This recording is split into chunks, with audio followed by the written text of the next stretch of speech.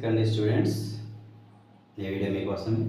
మీకు సెకండ్ ఇయర్లో పుంలింగ శబ్దాల్లో 4వ శబ్దము రాజన్ శబ్దం అన్నమాట. ఈరోజు టాపిక్లో రాజన్ శబ్దం గురించి వివరించుకుందాం. నా వీడియో కనుక మీకు నచ్చినట్లయితే లైక్ చేయండి, షేర్ చేయండి, సబ్స్క్రైబ్ చేసుకోండి, డాలర్స్కి సెండ్ చేయండి అన్నమాట. ఓకే, రాజన్ అంటే రాజు, కింగ్ అన్నమాట. సరే, రాజన్ అనేటువంటి పదం నుంచి మనం ఏం తీసుకుంటున్నామంటే నకారాంతః పుంలింగః రాజన్ శబ్దః. నకారాంతః పుంలింగః రాజన్ శబ్దః అని చెప్పేసి తీసుకుంటాం. చూడండి, నకారాంతః విసర్గలు ఖచ్చితంగా ఉండాలి. పుంలింగః పైన డాట్ ఉండాలి. ఈ నా అనే అక్షరం రాసినప్పుడు డాట్ ఖచ్చితంగా ఉండి విసర్గలు పెట్టాలి. రాజన్ శబ్దః, రాజ శబ్దం కాదు, రాజన్ శబ్దః. ఏకవచనం, ద్వివచనం, బహువచనం ఏ శబ్దానికైనా కామన్ అన్నమాట. మరి అయితే ఈ రాజన్ శబ్దంలో రాజు అనేటువంటి మాట ఉంది కాబట్టి మనం ఇక్కడ కూడా ఫస్ట్ పదంగా భవ శబ్దంలో అయితే భవాన్ని తీసుకుంటామో, రాజన్ శబ్దంలో మర్చిపోవద్దండి, రాజా అనే పదమే తీసుకోవాలి. చాలామంది రాజన్ అని తీసుకొని రాసిస్తుంటారు, అలా రాయకూడదు. రాజా అనే పదమే యూజ్ చేయాలి ఫస్ట్ పదము, లేకపోతే దీన్ని రాంగ్ చేసి హాఫ్ మార్క్ తగ్గిస్తారన్నమాట ఫైనల్ ఎగ్జామ్స్లో. జాగ్రత్తగా ఇవి చూసుకోవాలి, ఓకేనా.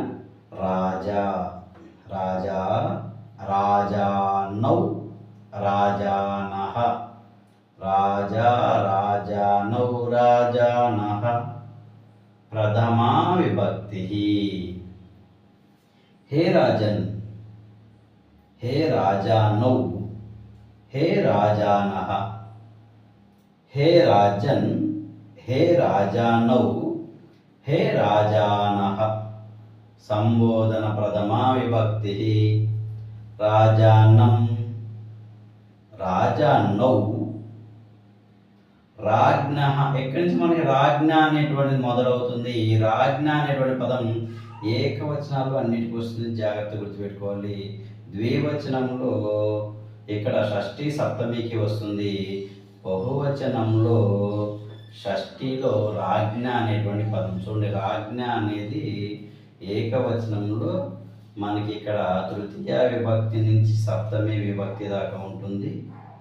ద్వివచనంలో అయితేనేమో మనకి షష్ఠి సప్తమిలో కనబడుతుంది. బహువచనంలో మనకి ద్వితీయలోను షష్ఠిలోను రాజ్ఞ అనేటువంటి పదాలు ఉంటాయి.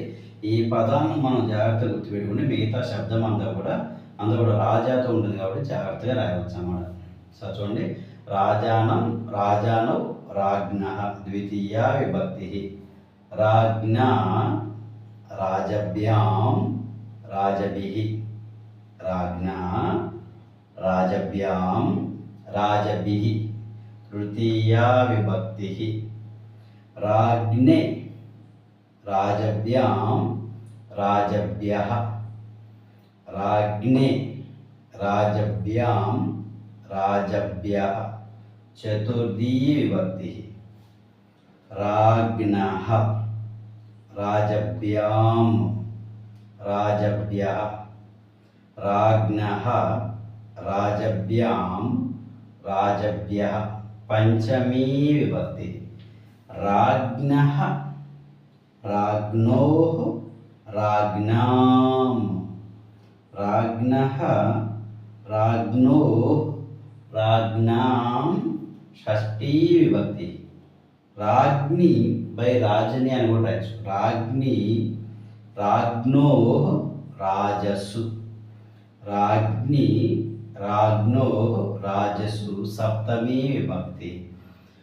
ముందులాగే ఇక్కడ ఔ అనేటువంటి గుర్తులు, ఇక్కడ ఓ, ఇక్కడ ఔ ఔ ఔ వస్తుంది, ఇక్కడ ఓహో ఓహో వస్తుంది, ఇక్కడ కూడా ఔ రాస్తున్నారు, తప్పు రాస్తున్నారు, జాగ్రత్త చూసుకోవాలి. బ్యాం బ్యాం బ్యాం రాసినప్పుడు మా కింద హల్సంలో ఉండాలి. బిహి బ్యహ బ్యహ, బ్యాం బ్యాం బ్యాం, బిహి బ్యహ బ్యహ, ఇది బ్యాం బ్యాచండ చూసుకోండి. ఇక్కడి నుంచి మనం చూసుకుంటే అన్నీ ఒకేలాగా ఉంటాయి. రాజానం, అం, ఆ, ఏ, అహ, అహ, ఈ, లేకపోతే జ్ఞా, జ్ఞే, జ్ఞః, జ్ఞః, జ్ఞి పెట్టుకొని ఔ ఔ ఔ, బ్యాం బ్యాం బ్యాం, ఓ ఓహో, అహ అహ అహ, బిహి బ్యహ బ్యహ, ఆంసు. ఈ విధంగా ఈ యొక్క శబ్దాన్ని మరి గుర్తుపెట్టుకొని జాగ్రత్తగా రాసినట్లయితే మీకు ఒకవేళ రాజన్ శబ్దం ఇచ్చినట్లయితే ఇది రాస్తే 6 మార్క్స్ అనేవి వస్తాయి అన్నమాట. ఓకేనా.